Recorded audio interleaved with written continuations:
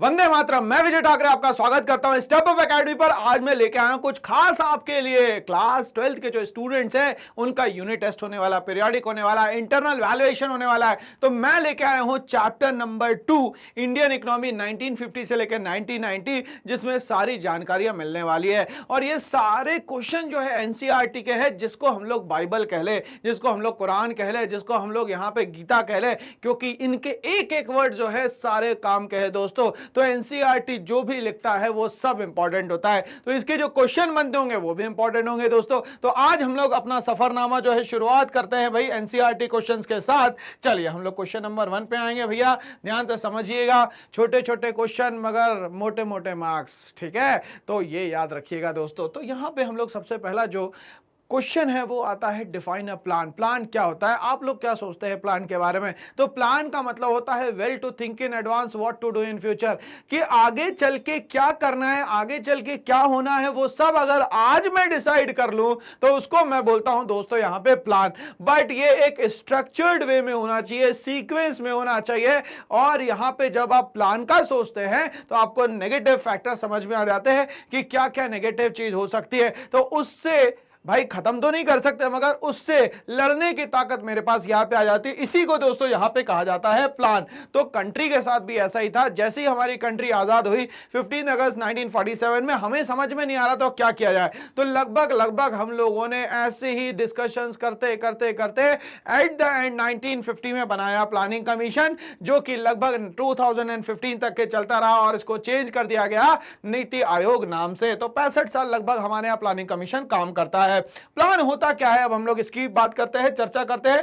Plan is a document. एक plan क्या होता है? एक डॉक्यूमेंट होता है जिसमें सारी चीजें लिखी रहती है भैया। टू डूज और टू डोंट्स, मतलब करना है और या करना नहीं है। Is a document showing detailed scheme. हर चीज के लिए डिटेल्ड फॉर्म में बताया जाएगा कि ये काम क्या है और किस तरीके से होगा।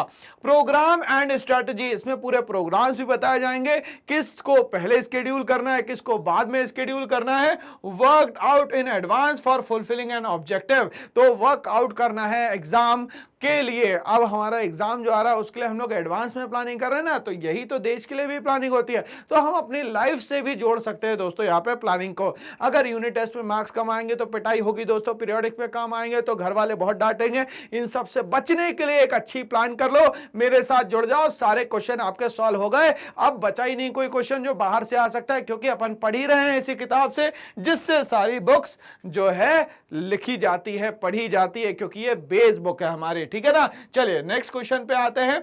Why did India opt planning? India को प्लानिंग ऑप्ट करने की क्या जरूरत पड़ी? तो प्लानिंग करने की इसलिए जरूरत है भाई, कोई भी कंट्री हो किसी भी तरीके से काम कर रही हो, बट हमारे इंडिया में जो एक प्रॉब्लम थी बेसिकली वो ये थी कि 200 साल की गुलामी के बाद जब हम लोग आजाद हुए तो हमने सोचा कि देश के लिए क्या और कुर्बान किया जा सकता है। तो कुर्बानी तो बहुत हो चुकी थी, फ्रीडम फाइटर इतने सारे जा चुके थे, अब हम लोग क्या कर सकते? तो कुर्बानी अब हम लोगों को जो देनी है वो इंडिया को बढ़ाने के लिए देनी है। इसीलिए हमारे यहां प्लानिंग कमीशन बनाया गया और प्लानिंग को इंडिया में ऑप्ट किया गया दोस्तों। चलिए हम लोग समझते हैं क्या हुआ यहां पे।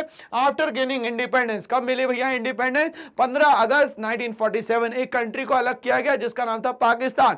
14 अगस्त 1947 एक और कंट्री को आगे चल के बनाया गया जो था बांग्लादेश 1971 में। The next important step for the Indian government, Indian government का नेक्स्ट स्टेप क्या था?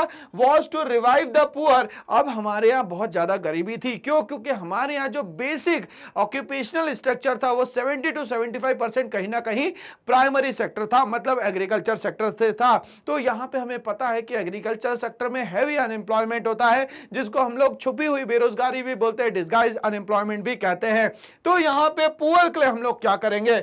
बैकवर्ड के लिए क्या करेंगे? बैकवर्ड का मतलब ये हुआ जो फाइनेंशियली बैकवर्ड हो गया, पैसा है नहीं उसके पास, वो कैसे अपनी लाइफ को आगे बढ़ाएगा, फैमिली को कैसे चलाएगा, ये सारी चीजें क्या है भाई बैकवर्डनेस शो करती है दोस्तों।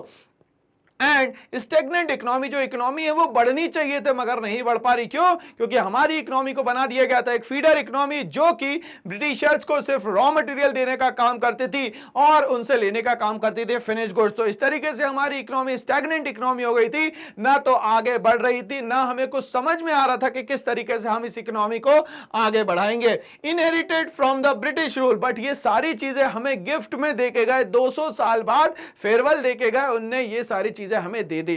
तो हमारी इकोनॉमी जो थी कहीं ना कहीं एक तरीके से देखा जाए तो रेंगती हुई अर्थव्यवस्था बन गए थे, ठीक है ना भाई।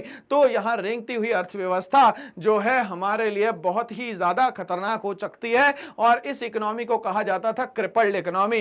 क्रिपल्ड मतलब होता है, आपने देखा होगा कि क्रीपर्स होते हैं, बेलाएं होती है जो धीरे धीरे चढ़ती है, उस तरीके से हमारी स्थिति भी यही हुई थी कि हमें नीचे गिरा दिया गया था पूरी तरीके से कि हम लोग कभी भी ओवरकम ना कर पाए। बट हम लोगों ने ये सारी चीजों को हटाया और इन 65 सालों में लगभग हम लोगों ने एक्स्ट्रा ऑर्डिनरी काम कर दिया। तो 65-75 सालों में हम लोगों ने बहुत अच्छा काम किया है और कंटिन्यूअसली हमारी कंट्री जो है वो ग्रोथ करती चली जा रही है। So for the systematic and overall development, अब यहां पे सिस्टमैटिक और ओवरऑल डेवलपमेंट की हम लोगों ने बात करी of India economy, India opted for planning. अब हम लोग नहीं चाहते थे कि कोई बाहर का आके रूल करे, इसीलिए हम लोगों ने कहीं ना कहीं लाइसेंस राज लगाया 1950 से लेकर 1990। तो ये सारी बातें जो है हम लोग को याद रखनी है कि इंडिया ने क्यों प्लानिंग को ऑप्ट किया, क्यों प्लानिंग कमीशन आया, क्यों हमारे यहाँ नीति आयोग आज काम कर रहा है। तो इस तरीके से सेकंड क्वेश्चन की कहानी समाप्त होती है। तीसरा क्वेश्चन आपके स्क्रीन पे आ चुका है, why should plans have goals, plan में गोल्स का होना क्यों जरूरी है। गोल होते क्या है भाई, अगर अनसिस्टमैटिक वे में चलोगे तो कहीं नहीं पहुंचोगे। तो इसके लिए एक छोटी सी कहानी में याद दिलाता हूं, अगर एक बाउल में बहुत सारे क्रैब्स डाल दिए जाए, केकड़े डाल दिए जाए, तो इनमें से 10 साल बाद, 5 साल बाद, 3 साल बाद, 2 साल बाद भी एक भी केकड़ा बाहर नहीं आ सकता। क्यों? क्योंकि ये एक दूसरे को कभी भी बाहर नहीं निकलने देंगे। यही कंट्री की स्थिति कर दी थी ब्रिटिशर्स ने कि हमें इतना डिपेंडेंट बना दिया था कि हम लोग इससे ओवरकम ही नहीं कर पा रहे थे, बाहर ही नहीं निकल पा रहे थे। तो ये वाली जो पॉलिटिक्स हमारे साथ हुई, एडमिनिस्ट्रेशन खराब किया गया और इकोनॉमी खराब गई, इस सब से हम लोगों को ओवरकम करना था, बाहर आना था। इसीलिए हमें प्लान्स में हमेशा गोल रखना चाहिए और वो भी टाइमलाइन में रखना चाहिए कि इतने टाइमलाइन में हमें ये गोल अचीव करना है, अगर नहीं करा तो हमारा फेलियर है। इसीलिए टाइम बाउंड हमें गोल्स बनाने चाहिए। हम लोग समझते हैं इंडिया ने किस तरीके से अपने आप पे काम किया। Plan should have clearly specified goal, plan जो भी बना रहे हैं उसका एक गोल होना चाहिए, बिना गोल के कोई भी प्लान काम नहीं कर सकता। यहां पे plans are mean to achieve something, plan बनते ही इसीलिए है ताकि हम लोग कुछ अचीव कर सके, कुछ बेहतर अचीव कर सके। And since goals are the ultimate target, और प्लान का जो अल्टीमेट गोल है वो क्या है भैया, कि एक टारगेट जो बनाया था उसको टाइम में हम लोग क्या करें, अचीव करें। Of any plans, plans must include goals, और प्लान्स के अंदर ही इंक्लूड होना चाहिए गोल्स। तो प्लान और गोल्स इंटरडिपेंडेंट नहीं है, प्लान का इंटरनल पार्ट जो है दोस्तों वो होगा गोल। यहां पे there are different goals being emphasised, बहुत सारे गोल पे फोकस किया जा रहा है, प्रेशर डाला जा रहा है कि ये सारे गोल को हमें अचीव करना चाहिए in different plans in India. तो अलग अलग गोल्स होंगे अलग अलग प्लान्स के, हर एक प्लान का एक जैसा गोल नहीं हो सकता। कुछ डेज में कवर करना है, कुछ मंथ में कवर करना है, कुछ वीक में कवर करना है, कुछ ईयर में कवर करना है, कुछ 5 ईयर में अचीव करना है। तो इस तरीके से छोटे छोटे छोटे छोटे प्लान्स हमें बनाने पड़ते हैं और उनका टारगेट सेट करना होता है। दोस्तों the major goals of 5 year plans are, क्या मेजर गोल रखे 5 ईयर प्लान्स में हम लोगों ने? पहला रखा ग्रोथ, ग्रोथ का मतलब होता है दूसरे देशों के बराबर हम लोग कैसे आ सकते हैं।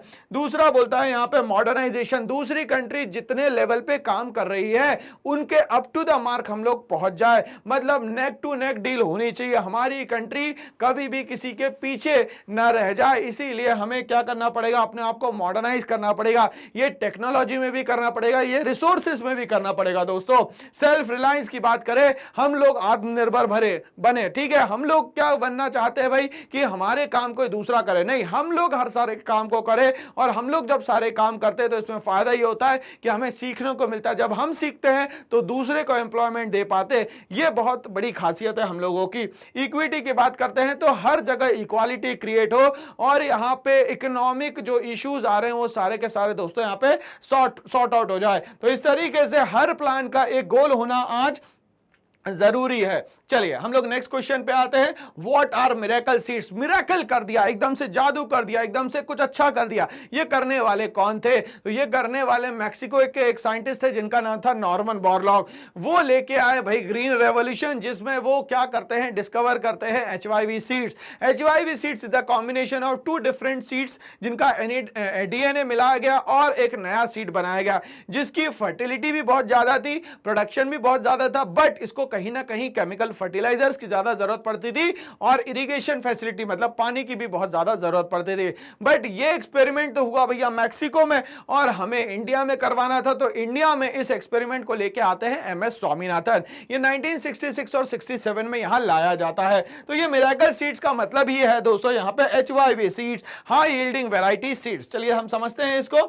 Miracle seeds refers to high yielding variety seeds HYV seeds of seeds which raised agriculture yield per acre to incredible Heights. पर एकड़ में एकदम से इनक्रेडिबल हो गया। जैसे अगर आपने गेहूं देखा होगा तो गेहूं अगर लगाया जाता है एक दाना तो उसमें से निकलते हैं कम से कम 20 से 25 दाने या हो सकता है 30 दाने, बट जैसे ही आप HYV सीड्स लगाओगे तो ये 50 दानों पे मिल जाएगा। मतलब पर हेक्टेयर आपका जो यील्ड होगा, जो आउटपुट निकलने वाला है, जस्ट डबल निकलने वाला है। बट उसके लिए मेहनत ज्यादा लगेगी दोस्तों। सिर्फ और सिर्फ मेहनत अगर आपने उसमें सही से कर ली तो आपका एक्स्ट्रा ऑर्डिनरी एग्रीकल्चर का यहां पे आउटपुट रहेगा। तो मिरेकल सीड समझ में आ चुके होंगे दोस्तों कि हमारी कंट्री में मिरेकल सीड्स जो थे वो HYV के नाम से जाने जाते थे। चलिए हम लोग बात करते हैं what is marketable surplus. Surplus का मतलब होता है किसी भी चीज में प्रॉफिट या किसी भी चीज में ज्यादा अगर हो जाता है तो उसको बोलते हैं हम लोग सरप्लस। ये प्रोडक्शन में भी हो सकता है, ये डिमांड सप्लाई में भी हो सकता है, और हम लोगों से यहां पूछा जा रहा है मार्केटेबल सरप्लस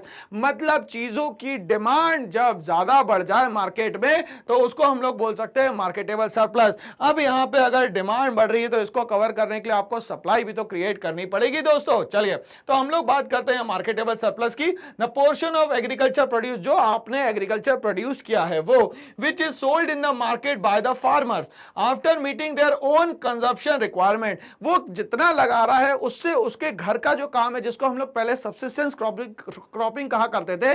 सब्सिस्टेंस क्रॉपिंग का मतलब पहले किसान सिर्फ अपने लिए लगाता था, बट अब वो लगा रहा है तो उसका प्रोडक्शन ज्यादा हो रहा है। इसके पहले हम लोग बात कर चुके हैं मिरेकल सीड्स की। तो मिरेकल सीड्स के आने से प्रोडक्शन जो है वो हैवी होने लग गया। तो अब प्रोडक्शन ज्यादा हो रहा है, जब प्रोडक्शन ज्यादा होगा तो फार्मर्स मार्केट में लाके चीजों को बेचना शुरू करेगा।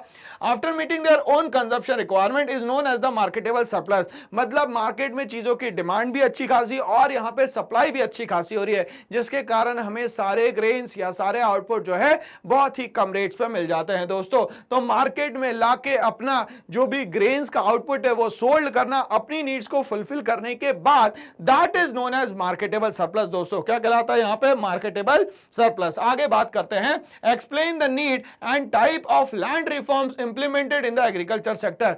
किस तरीके की जरूरत है और यहां पे किस तरीके की जरूरतों को कंप्लीट किया गया, इंप्लीमेंट किया गया, किसमें दोस्तों? एग्रीकल्चर सेक्टर में। चलो हम लोग देखेंगे भाई एग्रीकल्चर सेक्टर में क्या क्या नई नई चीजें आ चुकी हैं। नीड फॉर लैंड रिफॉर्म, सबसे पहले क्या करना है भैया? लैंड का जो सिस्टम बनाया गया है, क्योंकि हमें पता है इंडिया की जो इकोनॉमी है वो एग्रेरियन इकोनॉमी है, मतलब कहीं ना कहीं एग्रीकल्चर पे डिपेंडेंट है। तो यहां पे कहीं ना कहीं डिस्ट्रीब्यूशन जो है लैंड का प्रॉपर्ली होना चाहिए, और वो जो पुराना सिस्टम बना था ब्रिटिशर्स का उसको हटाना जरूरी है। जैसे कि सिस्टम बनाए थे इन लोगों ने रेवेन्यू के, जमींदारी सिस्टम जिसको परमानेंट लैंड सेटलमेंट सिस्टम भी कहते हैं, रेटवारी सिस्टम, महलवारी, इन सबको हटाओ और नए सिस्टम लेके आओ जिसको कहते हैं दोस्तों यहां पे लैंड रिफॉर्म्स। क्या बोलते हैं दोस्तों? Land reform. The land reforms were needed in a country like India because, क्यों जरूरी है लैंड रिफॉर्म इंडिया में, हम लोग बात करेंगे। Majority of its population depend on the agriculture. हमारी इकोनॉमी का 85% लोग कहीं ना कहीं डायरेक्टली और इनडायरेक्टली आज भी सिर्फ और सिर्फ एग्रीकल्चर पे डिपेंडेंट है। To achieve the objective of equity in agriculture, यहां पे डिस्क्रिमिनेशन शुरू ना हो जाए कि rich become more richer and poor become more poorer, ये नहीं होना चाहिए। इसीलिए कहीं ना कहीं इसको हम लोगों को इक्विटी को अचीव करना है एग्रीकल्चर में। टाइप्स ऑफ लैंड रिफॉर्म्स क्या क्या हो सकते हैं? The major measures taken under the land reform include. अब यहां पे क्या क्या मेजर रिफॉर्म करने हैं भाई, हम लोग इस पे चर्चा करने वाले हैं दोस्तों। भाई रिफॉर्म जरूरी क्यों है?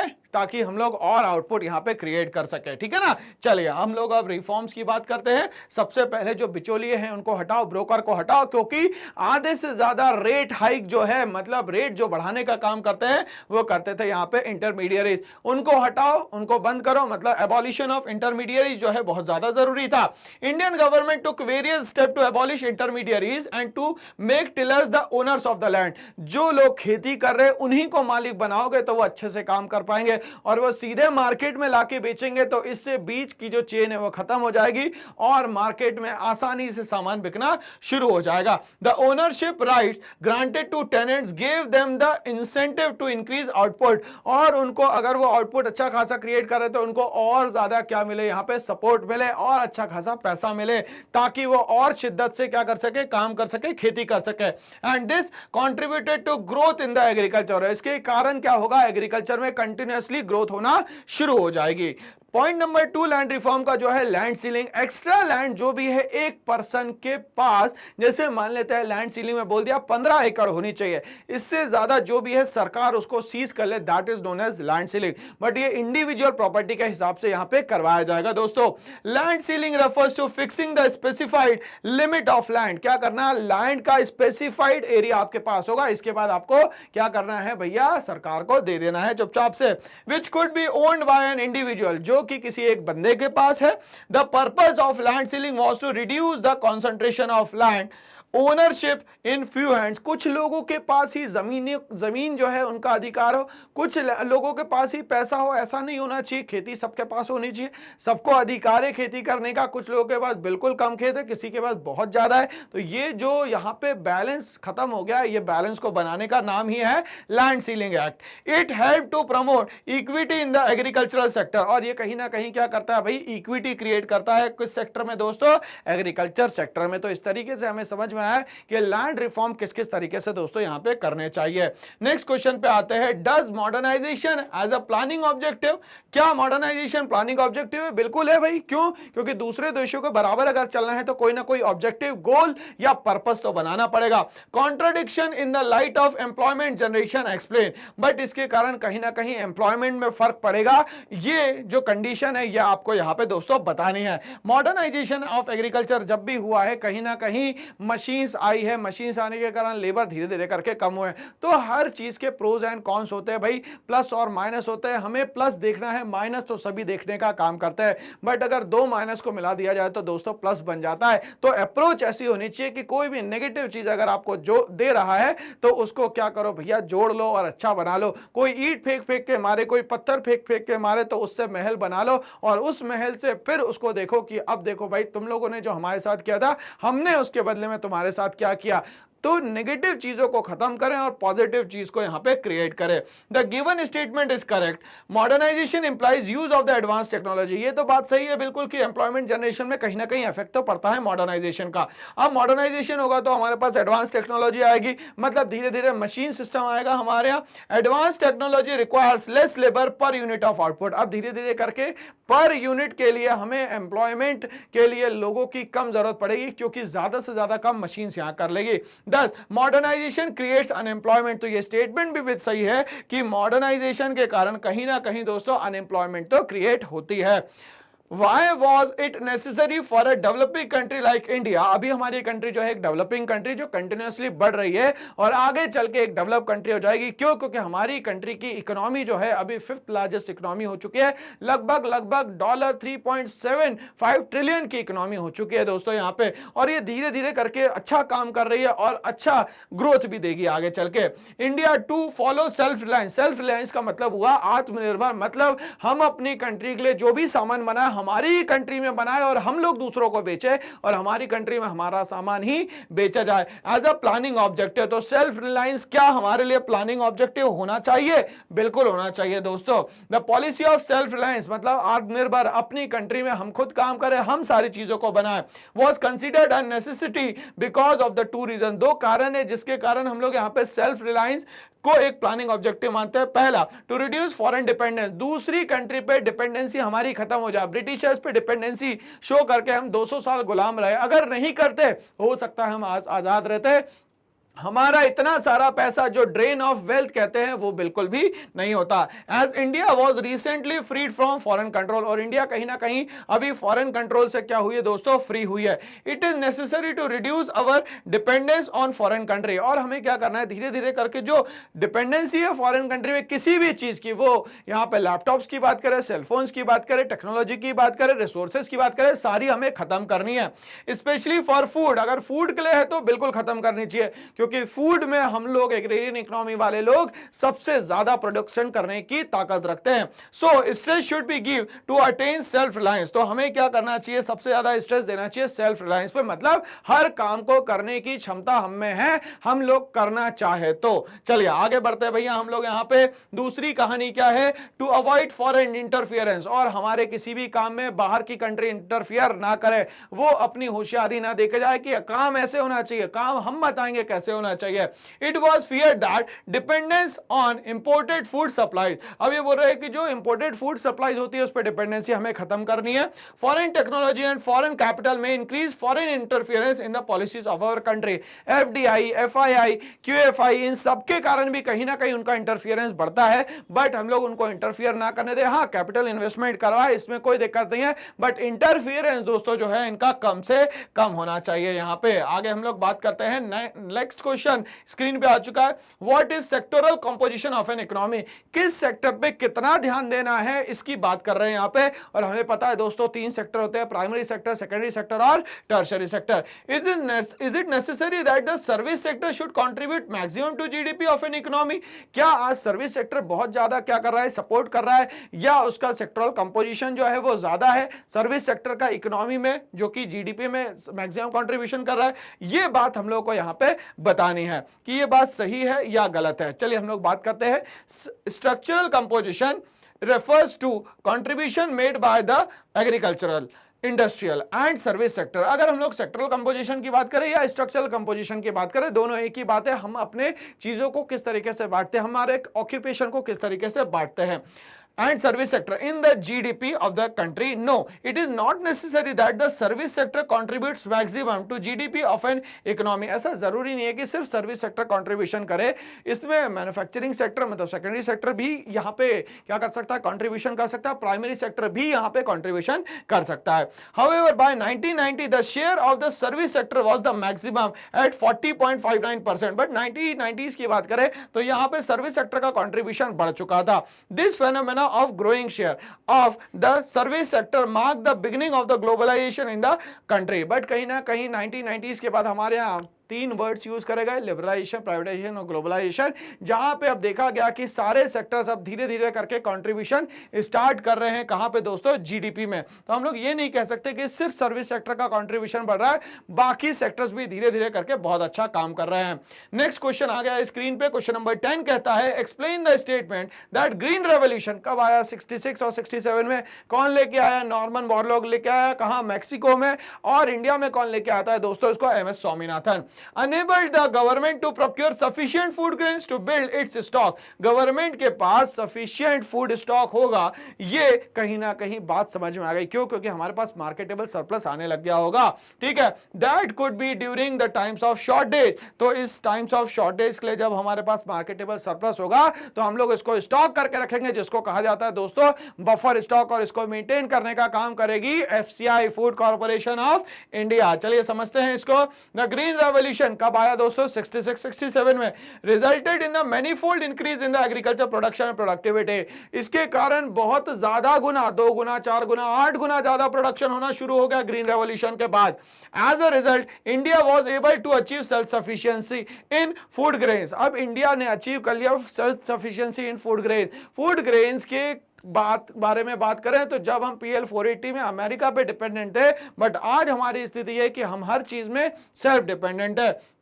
ग्रीन रेवोल्यूशन हेल्प्ड इन building buffer stock, green revolution के कारण हम लोग जो मार्केटेबल सरप्लस था उसको हम लोग स्टॉक करके रखते थे, जिसको बोलते थे buffer stock, which could be used in case of shortage of production. अगर मान लेते हैं शॉर्टेज होता है प्रोडक्शन का, तो हम इस बफर स्टॉक को पूरे इंडिया में डिस्ट्रीब्यूट कर सकते हैं और दूसरी कंट्रीज को भी दे सकते हैं। ये है कहीं ना कहीं नया भारत, श्रेष्ठ भारत, जिसकी हम लोग बात करेंगे। तो हम अपनी मदद तो कर ही सकते हैं और दूसरों की मदद करने के भी लायक बन गए हैं। चलिए आगे बढ़ते हैं हम लोग यहाँ पे। What what is green revolution, Why was it implemented and how did it benefit the farmers? अब हमें एक्सप्लेन करना है भाई ब्रीफ में किस तरीके से ग्रीन रेवोल्यूशन जो है सपोर्ट करता है।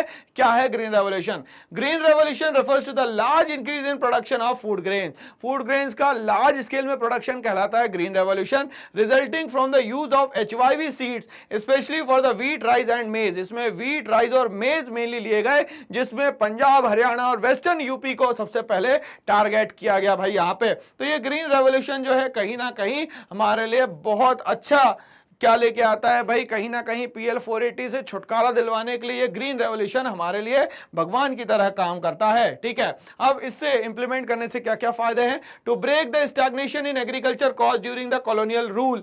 अब यहाँ पे जो कॉलोनियल रूल ने हमें स्टैग्नेट कर दिया था इकोनॉमी में, एग्रीकल्चर प्रोडक्शन में, मैन्युफैक्चरिंग में, सर्विस सेक्टर में, उससे हम लोग ओवरकम कर पाए और उससे हम लोग कहीं ना कहीं बाहर निकल पाए। To increase the productivity of agriculture sector, और एग्रीकल्चर सेक्टर में थी कैपेबिलिटी बट हम लोग उसको यूज नहीं कर पा रहे थे, तो उस सेक्टर की जो कैपेबिलिटी उसको बढ़ाने के लिए क्या करा जाए, तो ज्यादा से ज्यादा HYV सीड्स को यहाँ पे यूज किया जाए। और हमारे यहाँ देखा गया कि भाई ज्यादा स्टॉक हो गया तो हम लोगों ने एक जगह रख दिया जिसका नाम रख दिया बफर स्टॉक। क्या क्या बेनिफिट्स है ग्रीन रेवोल्यूशन की, इसकी हम लोग बात करेंगे भाई।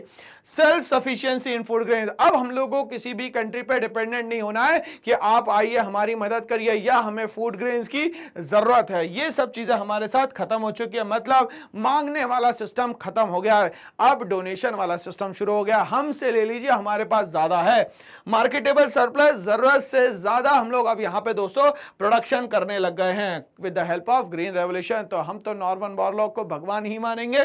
ठीक है, maintenance of the buffer stock, food corporation of India जो है बफर स्टॉक को यहां पे मेंटेन कर रही है और एक्सेस सरप्लस जो भी आता है उसको वहां पे स्टॉक करती है।